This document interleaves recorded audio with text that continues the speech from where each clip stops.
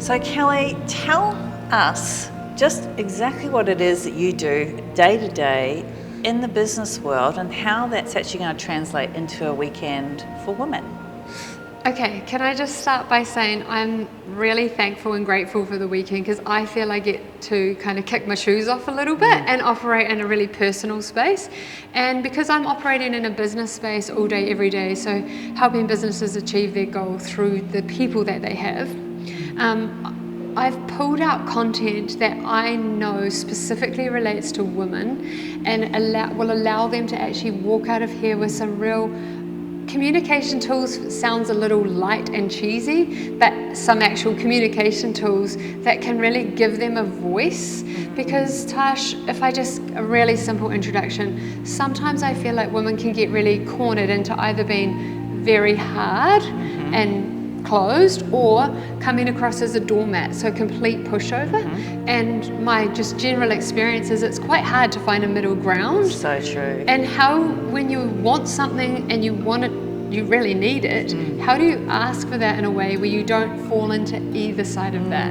I love that. That's one of the tools that I've grabbed that I want to be able to share with this group of women. Okay, Tash, I'm going to ask you, because there's the part that you've prepared is around boundaries, and obviously you're going to do it because I feel like you can articulate and teach so well in that space. But I will say my journey with that conversation is boundary. Yes. What is a boundary? What is a boundary? And how the heck do I know what I'm allowed to do, say, have? I have no idea. So I've journeyed a little bit from that, but that was definitely a starting point. So thinking about the content that you'll be sharing, yeah, sure. just give us a little taste tester of what you'll be covering in that space. Look, I think on a personal level, this has been hard-earned, hard lessons learned over the course of my life of, well, what is a boundary? Am I allowed to have one? How do I actually implement that in a really healthy way that's not damaging to the relationships, but can help you move forward and have a healthy relationship with someone who might be maybe inadvertently or maybe on purpose, actually walking over your boundaries. I think that's something that some people that I know think, am I allowed to have a boundary? As a mum, am I allowed to have a boundary? Do you think women find it harder to have boundaries? Absolutely.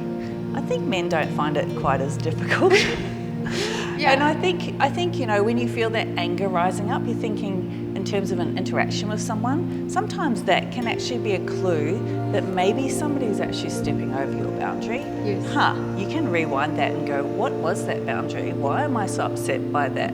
How they spoke to me or what they did? And that's what I want to sort of unpack and explore, and how to actually sort of navigate that process.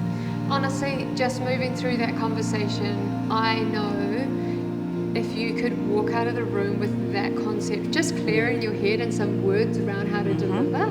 And I'm going to say from my own experience, I'll just summarize that by saying, when I say yes to things now, it's a wholehearted yes. And when I say no to things, it's a wholehearted no, and I'm comfortable with that no. Right. Do you know how freeing that has been? It's amazing. And as a woman, as a mum, as a wife, as a friend, as a businesswoman, as any other hat you want to put on, it's allowed me to be present in all of those spaces. And I know that you do that teaching of that so well. Oh, I can't wait for you to share that.